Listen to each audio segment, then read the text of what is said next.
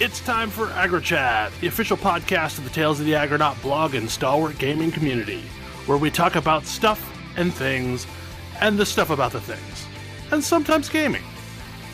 I'm Belgast, and let's start the show. Hey folks, it's that time again. Time for another episode of AggroChat. This is episode 252. Tonight I'm joined by Ashgar. Hello. Grace. Hello. Kodra. Hi. Tam. Hello. And Thalen. Hello.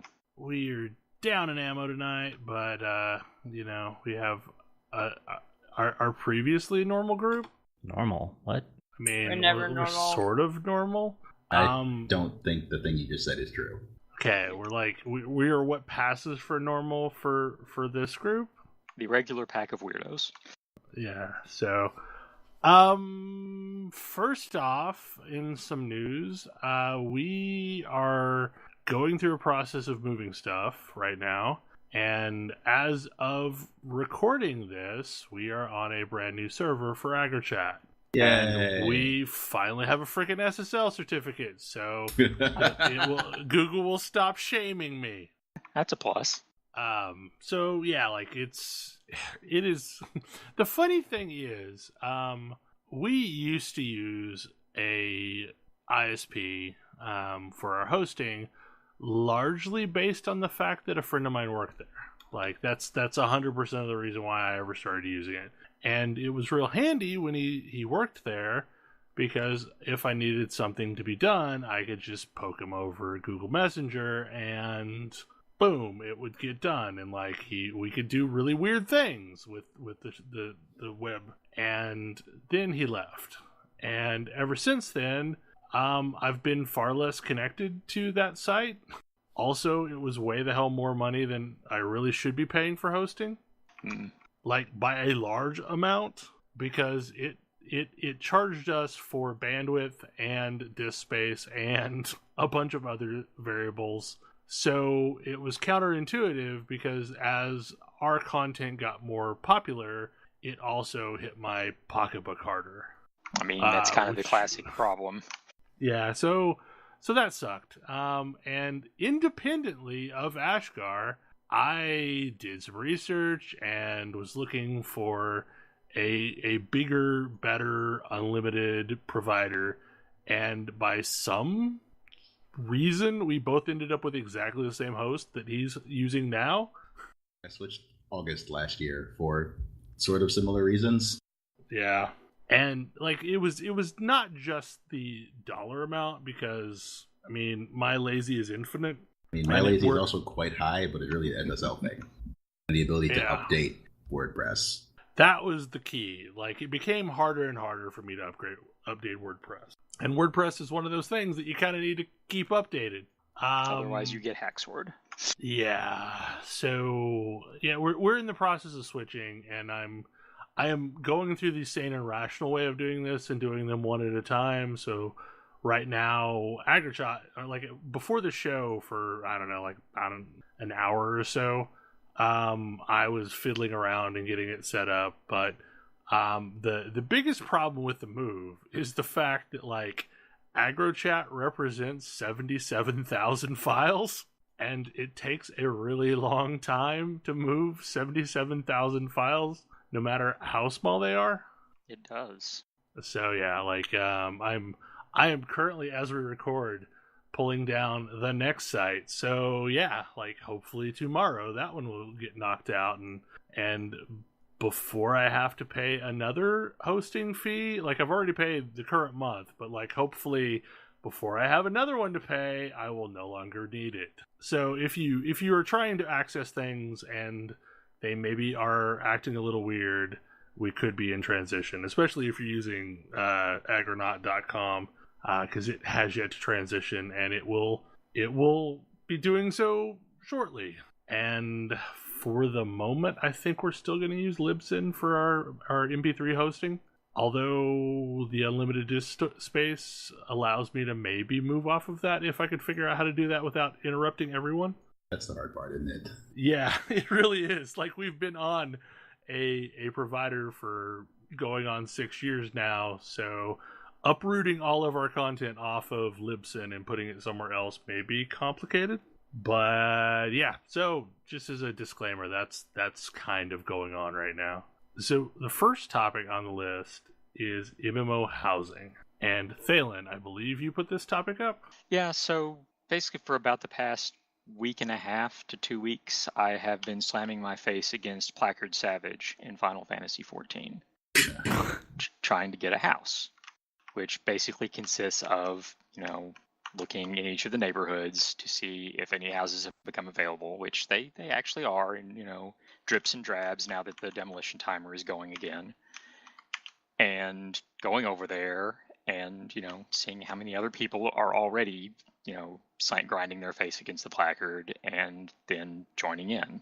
So that's been the entirety of my Final Fantasy XIV game time until this morning. Has been, because there's always been a house up, and basically it started because I randomly woke up at 3 a.m. last Tuesday, I think. I logged in and just happened to look at the neighborhoods and saw a house free and went and looked, and there was nobody else there, so I started camping it, and I didn't get that house, but that kind of broke the floodgate. I was like, okay, now I'm going to see if I can actually get one. But I feel like it's kind of interesting how getting a house, at least on our server in Final Fantasy XIV, feels like a big deal, because you can't just go get one. They're not instanced. They're not, infinite. There are X number of houses, of small houses, medium houses, and large houses, available both for free company housing, so guild housing, and for personal housing. And if there aren't any available, you just don't get one. And so when I finally got one this morning, and it was me and two AFK macroers that were vying for the house.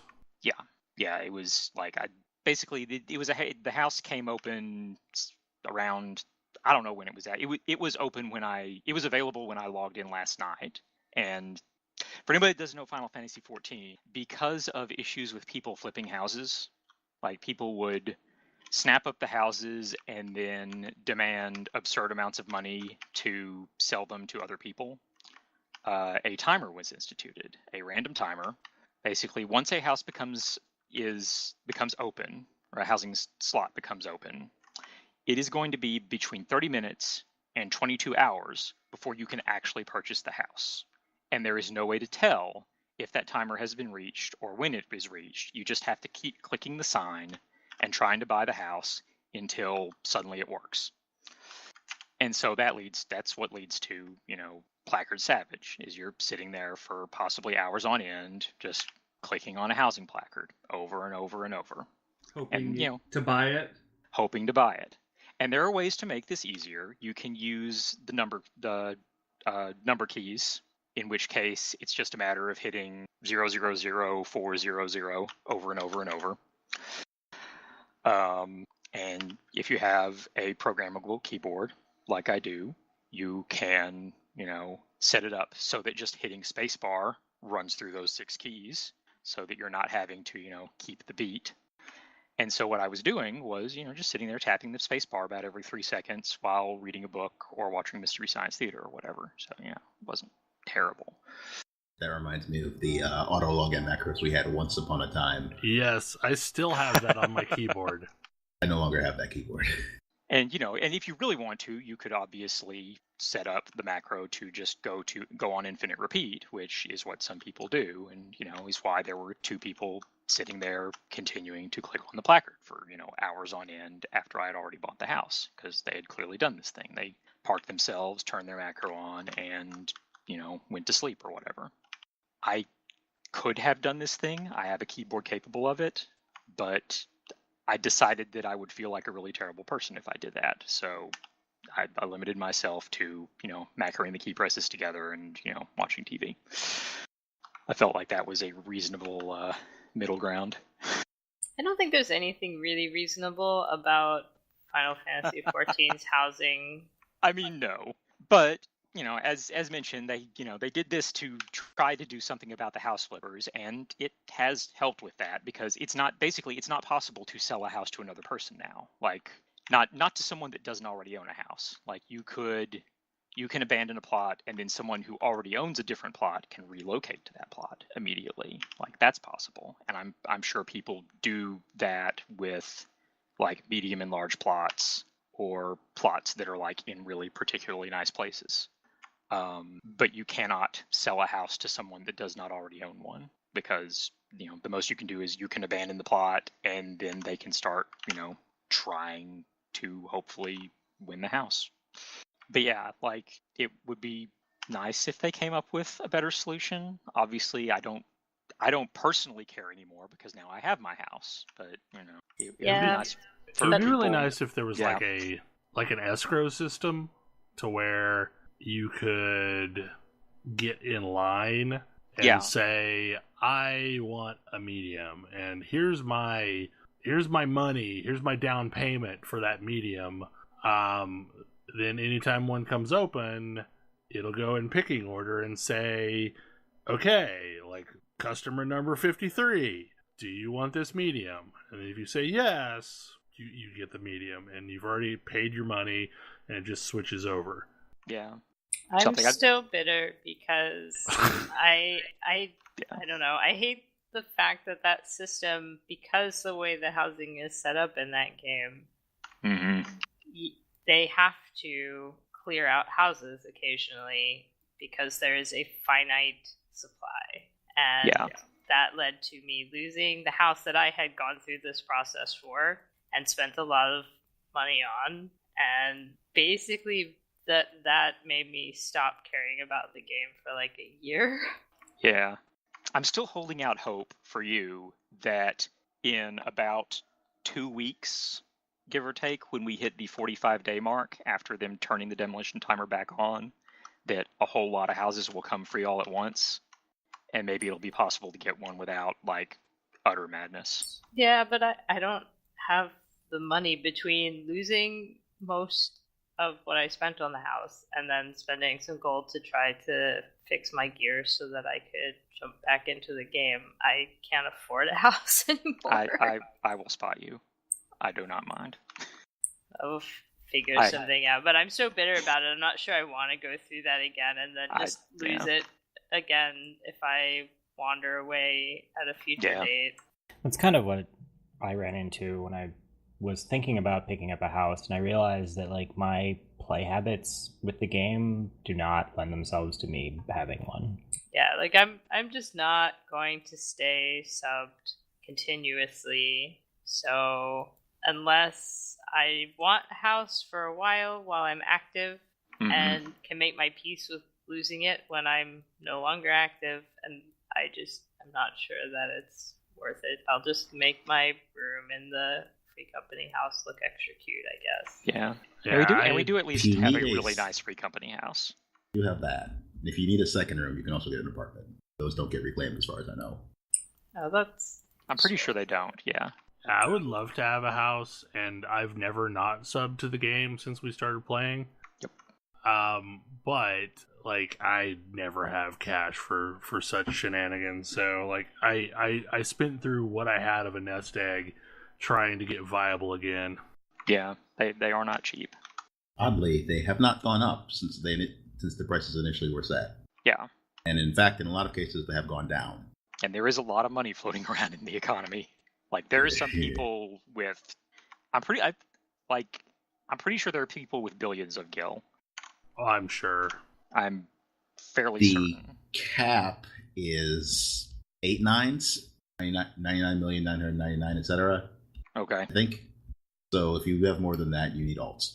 Speaking of which, they also kept alts from buying houses at some point. Yes, that was one of the things. That was one of the other things they did to try and help with the house flipping, because there was like people were basically using their alts to hold on to like entire neighborhoods on like 1 or 2 accounts. And so now it is still possible to do that absurd thing, but you have to give Square Enix a lot more money per month to be able to do it. So that's something, I guess. I mean, I feel like the likelihood that someone has that many accounts up and running just to hold a neighborhood full of houses is not a good bet. I can think of at least one example. There is at least one example. It's fairly infamous. Yeah, I can't imagine there aren't at least a few. Yeah, there was like an article on, I don't remember if it was Kotaku or Polygon or what, about a year and a half, 2 years ago, about it. About like these two people who had taken over an entire neighborhood on Bateas, I think. I think somebody got one of those houses and made it into like a Paisa house or something in the middle of that neighborhood. Yeah, I like there's a carbuncle house across the street and it's kind of gaudy, but it's not like the unblinking stare of madness, so whatever. I like the carbuncle house. I mean, it's fine. It's just bright blue and yellow. It is very bright. And your housing is normally fairly muted colors otherwise. Yes. Like, there are, basically, for each neighborhood, there are, like, 3 standard house types that you can choose from. But since then, they have introduced the carbuncle house, the chocobo house. Yeah. So I'm curious from a game design perspective, why don't they just keep making more instances? Like, if there is such a huge demand for this, why don't they provide for that demand? Is it appears to be a tech limitation. They add more wards fairly. I mean, not frequently, but like a while back, they effectively doubled the size of every ward by making a subdivision, which is basically just a second ward attached to the first one. Yeah, it's mirrored, I think. Yeah, and then when shortly after Stormblood came out, they added housing in Shirogane, which added a whole new set of wards, which is a few hundred housing spots. Shadowbringers will do the same when it adds Ishgard. I mean, I think the reason why they don't just keep creating new instances is a little game called Lord of the Rings Online. Yeah. I mean, that game is a situation where there's physical housing, but it's a bunch of instance neighborhoods, but those neighborhoods were, I don't know, they weren't necessarily infinite, but there were a ton of them. And there was also no housing demolition initially. They eventually added it, but originally there was none.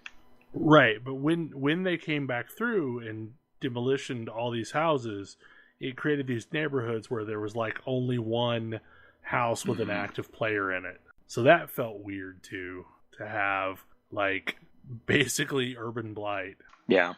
Well, it's interesting because I had a house in Lord of the Rings Online, and like it didn't feel. I mean, it was neat to have a house, but it wasn't super exciting. It was a place to put some furniture. Whereas, I have a house in Final Fantasy now, and like I feel like I need to do something interesting with it. I need to put my pedal outside of mine. Yes, your house is boring. Probably my favorite housing system currently is Elder Scrolls Online, which is instanced, but it like the I don't know, the housing feels really cool because it's kind of massive. However, I always did like the Final Fantasy system just because it literally feels like you're in a neighborhood. Although, like, do we know our neighbors in the current guild house? I barely ever see anybody. Yeah, because like I think most of the houses around us are owned by individuals. So I don't know if we'll ever go back to the way that it felt when we were in our first little housing neighborhood where we like knew literally all the houses. Mm-hmm. I mean, personal housing also didn't exist then. Yeah, back when it was only those are free all company guilds. housing. Yeah. So I don't have a great segue to this one. I apparently got into WoW Classic Beta, and I have been playing WoW Classic. Is it every bit as painful as expected? Yeah, mostly. I mean, I'm level 10 as a Tauren warrior, and I've played for like 3 nights. This is like the new EVE Online for me. So Bell, where is Mancrick's wife? He's not even in the Barrens yet. I'm obligated. I'm obligated to respond with a Chuck Norris joke. For anyone listening, in a hut next to the road. No, that's not where Mancrick's wife is. Mancrick's wife was inside us all the whole time. Mancrick's wife is in a quest in Nagrand I think during so. the time the travel Draenor version? nonsense. Yeah. The weirdest thing about WoW Classic is it's oddly relaxing. Like, I'm having to remember you're how a warrior, right? You don't have anything on the GCD yet. No, I don't have anything on GCD yet. But I am rage limited like you wouldn't believe. My Because very first character was a Tauren warrior. Didn't play that character for very long. yeah, but you played it during BC. I think It's warriors true. have been improved slightly at that point. Yeah. There's so many things that like are coming back, like SIP macros. Early And- levels, I had heroic strike, and that was it. I played a rogue instead of a warrior because I liked it when I pressed buttons and things happened. So for the uninitiated, a sit macro is literally just macroing the sit action to a bar so you could press it to guarantee getting crit so that it would proc enrage so that it would proc other things. And I remember like DPS warriors used to sit down in battle periodically, and that's apparently a thing. WoW Classic is based on patch 1.12. It's the last pre-BC patch, right? Right. It's the last major pre-BC patch.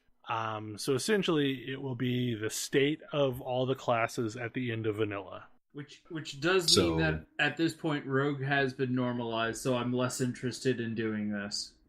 Well, so here's the thing: is it's not actually a classic client. Like, you're not actually playing 1.1.2 or whatever. You're playing the modern client running, basically emulating the server state that was classic WoW. Does that mean it doesn't look like butts? No. Oh no, it absolutely looks like butts. Okay. Yay! I was worried there for a second. I mean, you can play at 4K, but you're playing with chunky pixelated characters, so It wouldn't feel right like, otherwise. disproportionately excited about this. I will enjoy running watching this. Ditto. Yeah, I watching don't want this to is- play this. Yeah, it like for me, this is the EVE Online thing where I'm pretty content to watch and read about it, but I don't feel the need to participate myself. You're gonna miss But- out. So we've already got a plan. Like, I'm literally going to try and make a raid guild happen. What? It's going to be called Decades Behind. Wow. I played for, I'm not proud of this, but I had 6 months of playtime logged on a single character before the end of vanilla. Same. I don't need to do it again. Really don't need to do it again. You know what's really funny? They didn't come up with the concept of catch-up epics until Burning Crusade, did they? No. Mm-mm. No, I mean, like, this is... Why would you have those? Where would those come from? You were lucky if you had blues. Yeah, I mean, epics were for if you rate it. Well, Yes. and Purples frequently... Or grinded Cenarian Circle forever. Yep. Eventually, yes. And some of the 0.5 or set once that was in. I've already warned Grace that we were grinding the shit out of Dire Maul until I get my Kelsarar book. Look, I have the insane title from back when it first came out, so I You know what it's like to grind Dire Maul. Yeah, I feel like I am used to grinding Dire Maul, and I'm actually excited to grind it in a way that's Actually requires group play. yeah. Grinding Dire Maul is perfectly fine. No, what I'm looking forward to is grinding Blackrock Spire. No, what's the where did I get our nature resist gear from, Tam? Green Dragons. Maradon. Oh wait, Oh. no. Maradon. There we Maradon. Green go. Dragons. That is optimistic. No, you needed to grind Maradon to beat Maradon. the Green Dragons. Yes, and Morrigan and some Cenarian Circle stuff. all of the Cenarian Circle stuff in Daenerys is apparently in the game in this version, so you'll be able to summon dukes and whatever nonsense. Like, I'll be honest, there are things that are dead in MMOs now that existed in vanilla WoW that I miss, such as the ability to like go out and meet new people because you had to or you weren't going to play. I don't know that that's going to happen again. So this is actually a really, really interesting question for me to ask. Do you think they're going to have server transfer capability? I don't think so. I think there's basically going to be a PvE and a PvP server. At least like that's how it's set up currently. I don't know. Like, you think it's gonna so they're saying we don't think this is going to be popular enough, or do you think that their server capacity is going to go up? I have no idea. I mean, like I said, this is just beta right now.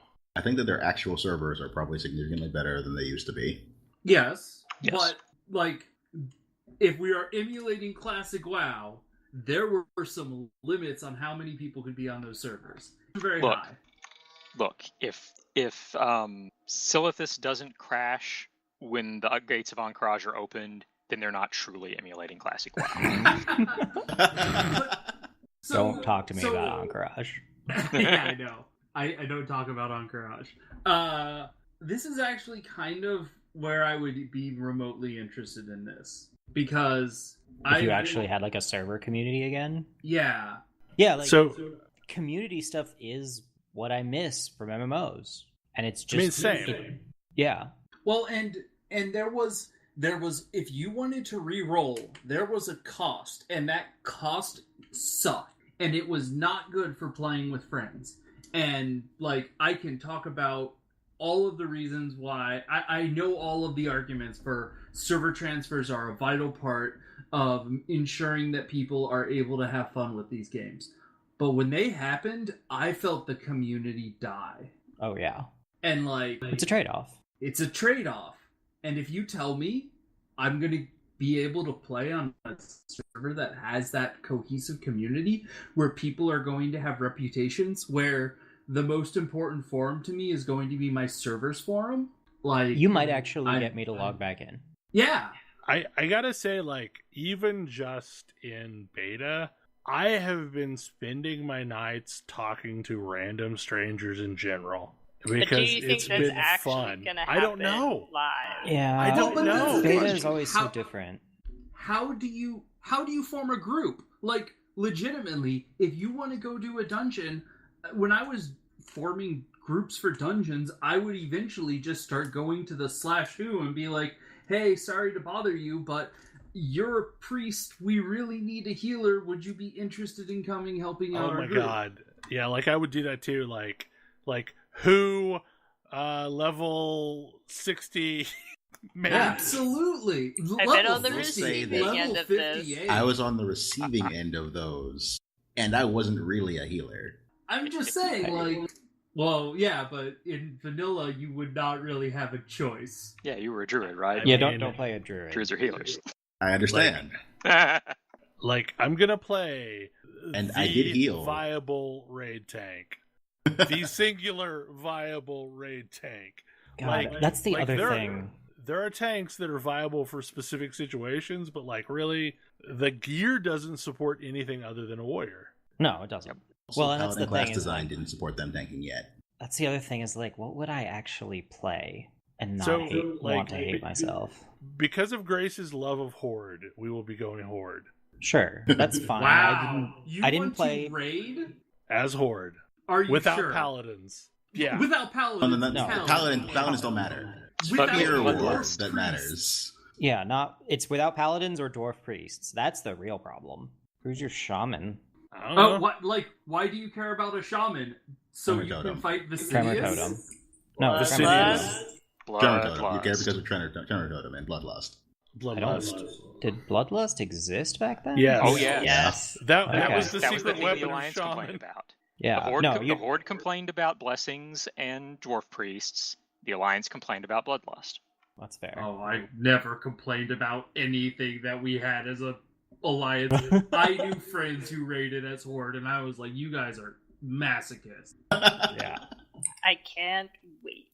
No, like Tremor Totem is the closest thing you got, and well. Well, no, the right answer was stance dancing. Yeah. That was No, I mean for the rest of the raid. Yeah, but F the rest of the raid. The only people that matter are the tanks. They can continue to Vanilla WoW, right? Right. Yeah. Well, and I'm already planning on going blacksmith in part so that I have a second fear cooldown. Ugh. I'm gonna be playing WoW Classic, aren't I? You might as well. I'm going to join continue the watching. Yeah. But you can do whatever you want. I don't think there's Yeah. anything that I want. I don't think there's anything that I want to play because like I'm like, oh, I could revisit the days of being a no. Oh no, I don't want to do that. No, That rogues sounds- were super cool in Vanilla WoW. Yeah, and I got carpal tunnel. Oh, I don't think it was that bad. I play a Dragoon. That's much worse. Fair. I don't know. I'm like, there's a bunch of stuff that would be interesting. Oh wait, not in vanilla. Well, it didn't I'm exist actually- yet. I'm actually kind of tempted by the concept of Warlock because I remember how busted Warlocks are in... They were earlier pretty raids. busted, yeah. Also, I have the best form of crowd control. It's a form of crowd control in instances. It is. Oh my The god. dev said so. That's what you're getting. I actually got good at the fear yo-yo. So It's the Curse real of question Curse of is, Recklessness.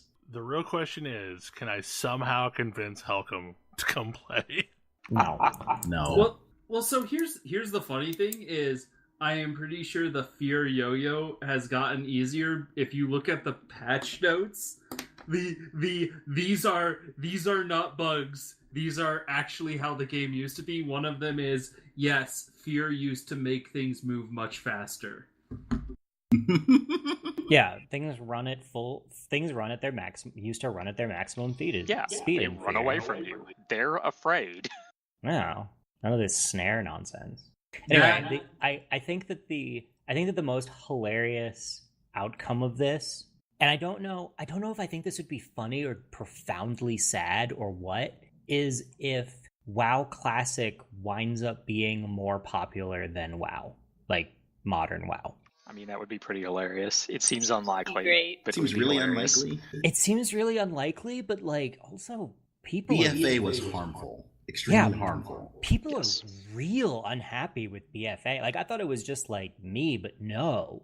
Like No, it wasn't just you. hardcore WoW players are like, I'm actively like shattered about BFA. Like questionably done with WoW possibly forever in a way that I was not prepared for.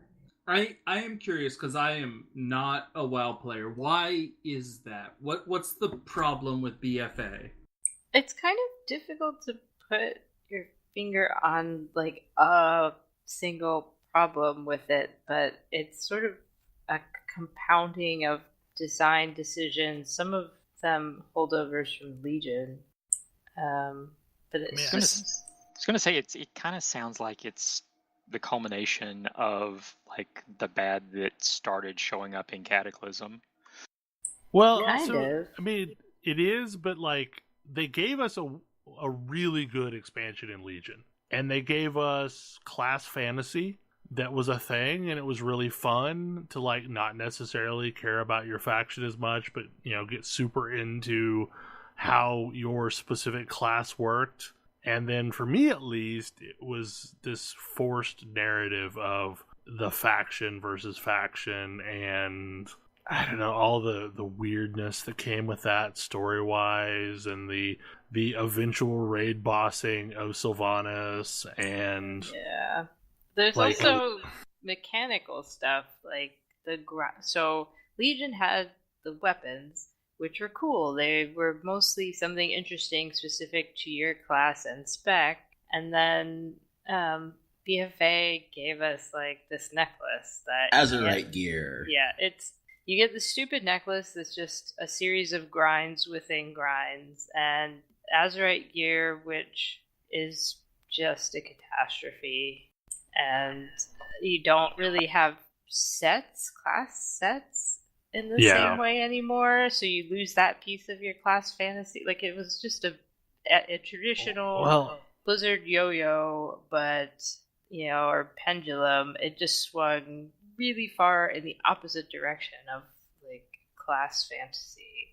Yeah, the big problem with Azurite gear was that it like actively harmed the raiding population, because the way Azurite gear perks unlocked was that you had to have a certain level of Azurite power to put a point into that tier.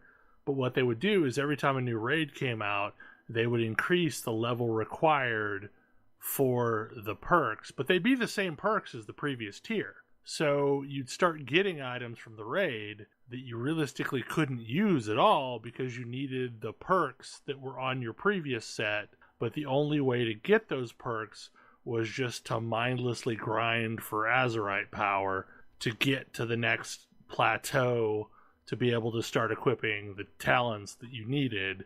So it felt bad to have stuff essentially rotting in your bag that you couldn't use until you had ground to be able to unlock it. So like the feeling that it relates to is like in a free to play game when they give you a lockbox that requires you to buy a key for it. Mm-hmm. That's what Azurite gear felt like. Like, this is an item that could be cool, but instead of paying money, I need to pay a lot of time to get to the level to unlock it. I had never thought of Azurite gear that way, but that's a pretty good analogy. Yeah. From I played through it, and I kind of like, I don't know, if you were following my arc through BFA, I kind of checked out within the first like couple of hours, but I did actually level all the way up, mostly just observationally. So like, I'm curious what they do here, and it was interesting listening to other people. And the takeaway that I've gotten, is that there's been other WoW expansions that have had stuff that's bad, like just outright this was bad, where it's like, oh, class balance in vanilla was bad. This, raid keying in TBC was bad. Whatever. And BFA has it. I don't get the impression that is anything that's like outright bad, but everything is profoundly disappointing. And so, and that's something that's like something that's otherwise good, but has this one bad thing that you live with, is a lot less damaging than something that is just disappointing start to finish. And I think for me it was extra disappointing because like going into it, I was not excited about the story. I was the opposite of excited about the story. And then leveling through the leveling zones, on the Horde side at least, was actually enjoyable. I liked it a lot. I liked the stories, I liked the characters, I liked the zones. And then you get to level cap, and it was, as you said, profoundly disappointing in many ways. Things like the challenge dungeon stuff too. Like that was a carryover from Legion that they made somewhat more mandatory, and it just felt bad. Yeah, and yeah, I think that I think Ash was right when he said that BFA did damage to the WoW brand, but I don't think I think that's why. But I think that it's because it's like it's really hard to pin down a thing or even a series of things that's necessarily bad. It's all underwhelming in a way that it shouldn't be, even though it's a really high degree of like polish. The other problem that happened is there was a changing of the guard with this expansion, and in many ways it switched to a group of people that were like, kind of had a collective attitude of, trust me, we know what you really want, instead of actually listening to the complaints of players. And I feel like maybe towards the end of this expansion cycle they've started listening, but there was a lot of hubris early on that was that they felt they understood us better than we understood ourselves. And that really didn't change until they started massively losing players in droves. Did it actually change? It still hasn't fully changed, but I feel like they're maybe trying a little bit harder. I don't know. Like, nothing has changed storyline-wise. Like, they're still barreling towards whatever inevitable fate that we're heading towards.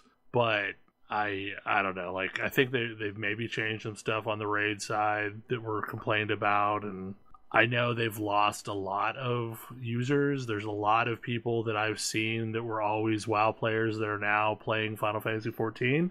I mean, I guess time will tell what happens with the next expansion, because I assume this is an expansion announced year. It's good. It has to be. It has to be. Like, to maintain the cadence that they've had, they're going to have to announce another expansion. And it just, I guess it's sad for me, because Legion was so good comparatively. Like, Legion had some down ticks, but across the board, I felt like all of the content releases were fairly good. Like, what's the planet we went to? Argus. Yeah, Argus was weird, but I enjoyed Argus. Like, Argus was them trying to do something really kind of creative. Other than their obsession with getting rid of flying constantly. Yeah. I mean, they desperately want to unring that bell. I mean, that feels super bad, though, because, like, we didn't have flight on Argus, but yet we had flying in the rest of that expansion area at that point that we had unlocked. They just have not figured out how to appropriately deal with it, I guess. What, flying? Would you say FF14 appropriately deals with it? Yeah, I think so. Even though it takes away flying at the start of every single expansion? Yeah, but then... Just like WoW? But I earn it back, and then I have it. And it doesn't take it away from me again in the middle of an expansion. Well, also, you earn it back on a zone-by-zone basis, which is nice. And we're not waiting for a magical patch in the future for it to start working. Right. Like, as I finished each zone working through the main story quest, I gained the ability to fly in that zone. So I could fly in the fringes when I was, like, level 62, 63.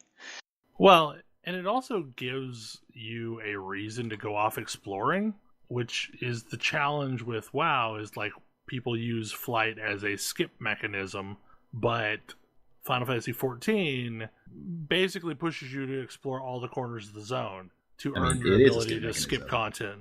But you have to have gone through the entire zone on foot, basically. And Final Fantasy XIV already gives me other faster ways to travel than flight. It's not even really like I need it that much in that game, but it's enjoyable, and I feel like I earn it. Yeah, there is that. I mean, Final Fantasy XIV has aetheryte travel. You just teleport, wherever you need to be. You're not, getting on a griffin and, wandering away for 10 minutes while you get taken on, the tour. I'm just going to keep my mouth shut about flying.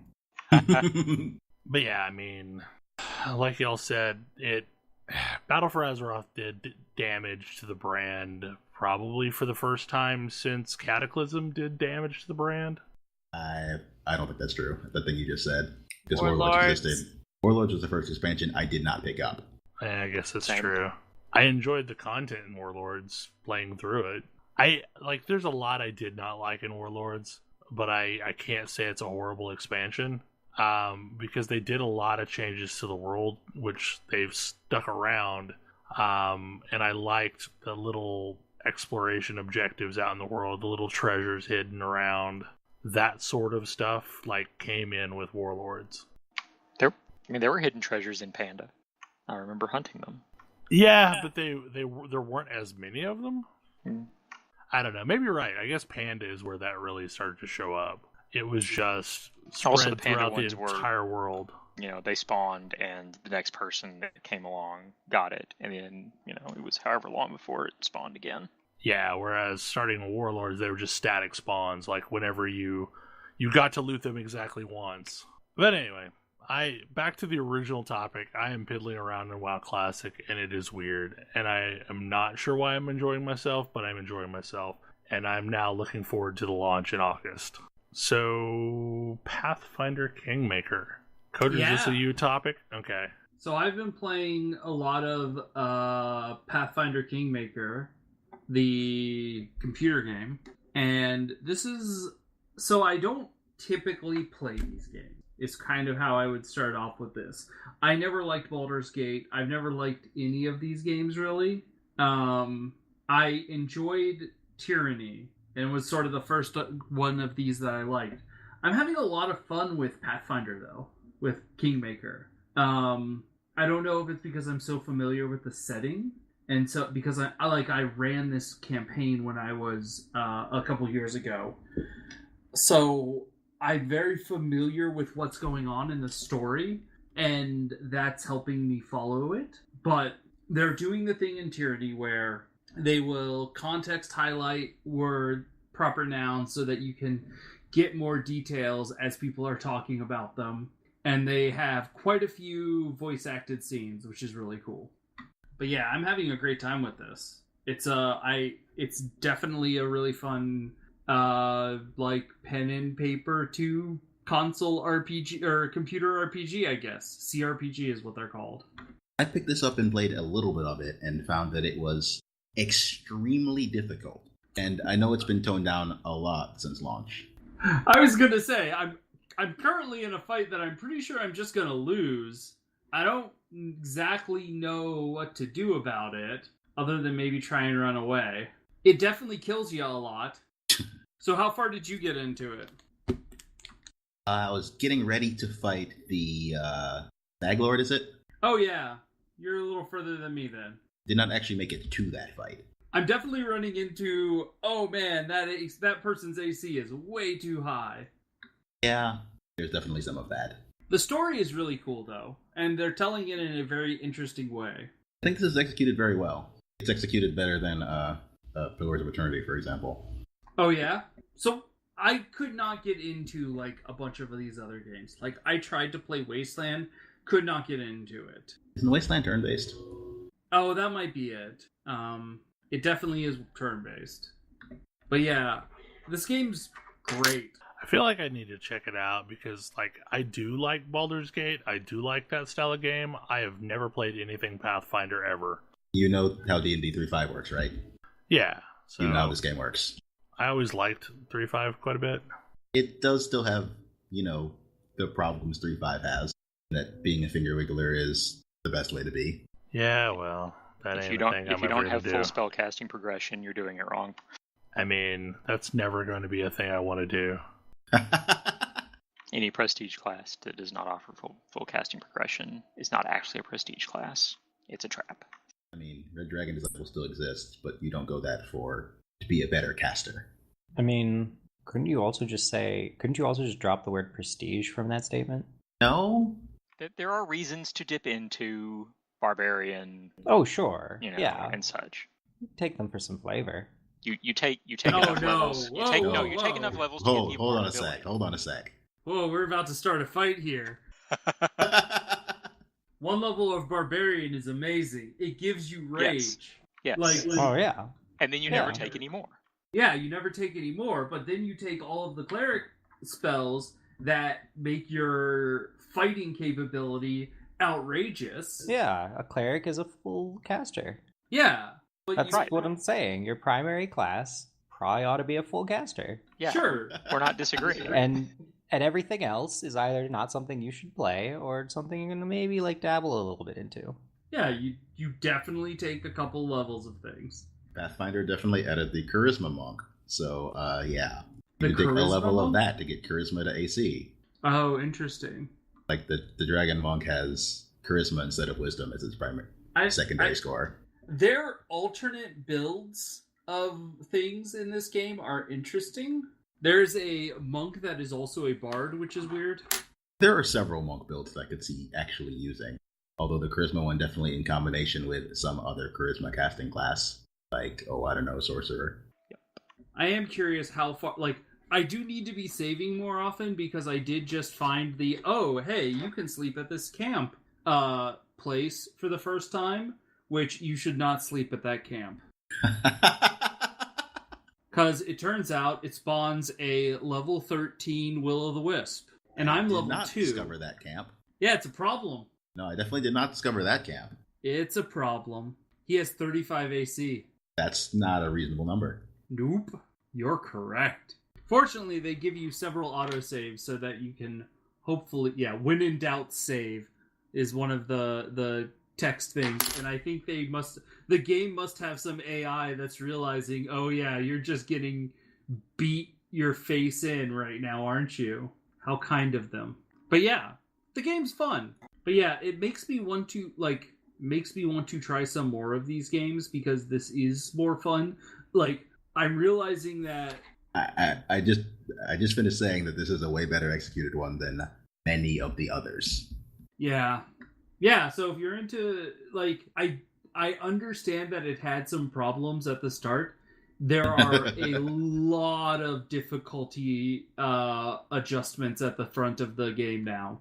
I will say that it sounds like it cleaved very closely to the modules. It did very, very closely. To the point where a lot of people got killed at the first time they left with a party by like 2 level 2 wolves. Aww. Who had, I don't remember what the wolves had. Whatever it is, they don't have it now. Wolves have trip attack. Yeah, that one. This game would not know how to tell you to do that, would it? You're supposed to... So 3.5 rules are, if you get tripped, you fight from the ground. You can't do that. Yeah, this game doesn't let you fight from the ground. Because standing up provokes an attack of opportunity, which players can use to trip you. You never actually intentionally stand up in D&D 3.5 if you're fighting a trip opponent. Which is why the best thing to do is to have a spike chain where you can trip people at range. I mean, yes. Anyway, yes, they were playing a very close to pen and paper rules. Yeah, but without giving the fidelity to the players to do the things. Now that I'm saying it out loud, I guess it's also, one of those... you wouldn't know that if you were just getting started. Yeah, I guess that's fair. I don't know. I usually try and... I believe I walked my players through that when we were running into it. It's like, so guys, here's a little bit of D&D advice. If you are getting yourself tripped by an enemy that trips you, standing up invites more damage against you, and you only take a -4 penalty on attacks from the ground. Take the -4 penalty. Unless you can manage to stand up without provoking an attack of opportunity, which, by the way... This is what gets a lot of people to start looking at like feats that allow you to stand up without provoking, or stand up as a free action. Because wolves are a common early game enemy. Oh man, it's all coming back to me now. Yeah, that'd be rough. The Stag Lord will absolutely. The Stag Lord has a helmet. His magical helmet. That allows him to make a target flat-footed, and he's also a rogue. He's a rogue ranger. He will murder them. It's a fun campaign. I'm typically I tend to pull a little bit of punches when I DM game, mostly because I find continuity of characters interesting, but I know some people really just want to have a grinder of a game, and this is good for both of those. You just have to know what type of audience you're playing for. So, over the last year, I've talked about how I've drastically shifted my opinion of mobile games, and how Dragalia Lost was a large part of what really got me ingrained. I've recently picked up a new tablet, and as a result, I'm playing a lot of the games that I previously played on my phone while laying in bed before I went to bed, or went to sleep, on a tablet. So I picked up a Samsung Galaxy Tab S4 because I'm an Android user.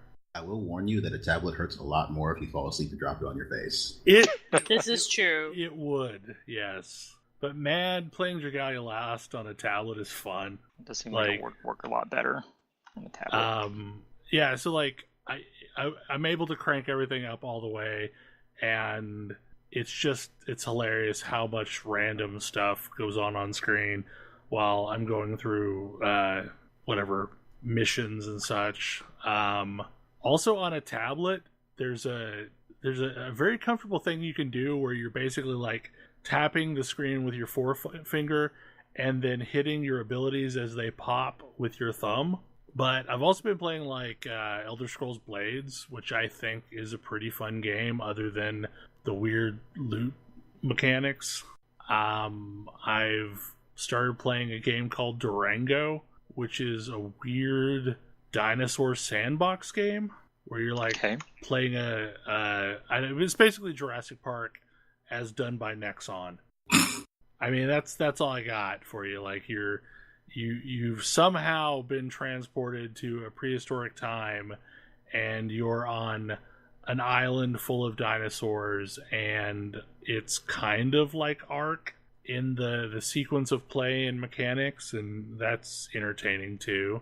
I'm starting to get back into Fire Emblem Heroes because I hadn't played that in a really long time. So like I'm having this little renaissance of playing all the games that I was playing on my phone, but now on a tablet. But the main reason why I wanted a tablet is my previous tablet was a 7-inch tablet, which is fine, but it is way the hell too small to really comfortably read comics on it. Yeah. And thanks to Humble Bundle, I've amassed a library full of comics to read on a tablet, and apparently either Marvel Unlimited dropped its price, or I happened to catch it during a special because it was like $60 for a year. So I re-upped Marvel Unlimited, and the biggest change that they've made to Marvel Unlimited that's amazing is now you can scroll through specific storylines. So like if you want to read Executioner Song or Secret Empire or any specific storyline, it will order the comics in the order that they were released, regardless of what series is it spanned. That's so pretty like cool it'll jump between, like, it's chronologically the order in which the comics took place. So that is freaking amazing. I'm a huge fan of that. So I've been sitting there pretty much once I've done my dailies in Dragalia Lost, I read 4 or 5 comics a night. But I'm very happy with like having a modern tablet because I, for the most part, miss the whole iPad thing. An iPad is what I play Dragalia Lost on. I mean, like, while I technically have an iPad too, I don't ever use it for anything because it's ancient. So yeah, like I'm kind of having a whole renaissance of playing tablet games. And I also kind of dig the pen that it came with. Yeah, I had an older generation of that tablet, and the pen worked way better than it had any right to, and apparently they continued improving it. Yeah, I had to get a case though because the pen doesn't attach anywhere, and I was afraid I was going to lose it. So like I have a case that's like the traditional flip cover auto turn off case, but it's got like a little chamber to put the pin in because I could totally see myself losing the pin. I am curious if I can get away with some shenanigans because like I use Parsec for everything to connect to my machine upstairs, and I am wondering if I can connect to Parsec, open Photoshop, and then draw in Photoshop over the remote connection. I've not tried this, but like in theory, it should work. I mean, I've done screen sharing with my Samsung tablet, and it was somewhat functional. I imagine that it would probably work just fine with a modern tablet. Well, so Parsec Client itself, I have a Chromebook, and I have the Android Parsec Client installed on that Chromebook. And I can absolutely play games over the Chromebook from my machine here at home across, like, I've only done this when I've been at another location, so that's over an internet connection back to it, and it was playable. So my thought is that same client locally is probably going to be doable, but we'll have to see. Like, I mean, I do stupid things. Like, we know this, so I'm gonna have to try it and see if it works. Probably wouldn't be too bad. I mean, I definitely used my old tablet over a local connection as a drawing tablet for my PC, not actually plugging it in, and that worked. I'm excited to see if this nonsense is functional. Yeah, I mean, I think it may be, but I don't know, like what I find hilarious is how I've gone completely turned around on my opinion of mobile gaming. And I don't necessarily think I don't know if like the mobile games have gotten better or if I've just gotten used to them. Both. Or both. Definitely both. Yeah. I think the other side effect is like I've gotten more used to the traditional mobile trappings of like ignoring the cash shop and ignoring every time it wants me to buy a thing or rush up a thing or speed up a thing. And like Dragalia Lost is actually really benign in that department. It is definitely not the worst example. Not even close. Well, especially now that they've like lowered the price to do a summon, it feels like I'm constantly summoning. Like they lowered the price to do a summon? It used to be 15. Yeah. Yeah, but I haven't done a summon with anything other than a ticket in a while. Oh, yeah. So it used to be 15, and now it's 1,200. Okay. Which seems like it takes so much less time to get to 1,200 than it did to 1,500. I mean, like, yes, that's a smaller number, but it just feels like I mean, I don't know if they've increased the rewards overall, and you're getting more Wormite. Okay, we have a stack of topics left that will probably roll over. Does anybody have a really short topic they want to talk about? Sounds like no. Yeah. Because so at least one of these is not going to be a short topic. Yeah, like I looked at them. Neither of these is going to be a short topic. Those are going to be long topics. Okay, well, we'll close the show then, and hopefully you enjoyed it, and we will see you again next week. Good night. Good night. See ya. Good night. Since we're talking about Good since we're talking about our topics without actually telling you what they are, I guess we'll just leave you in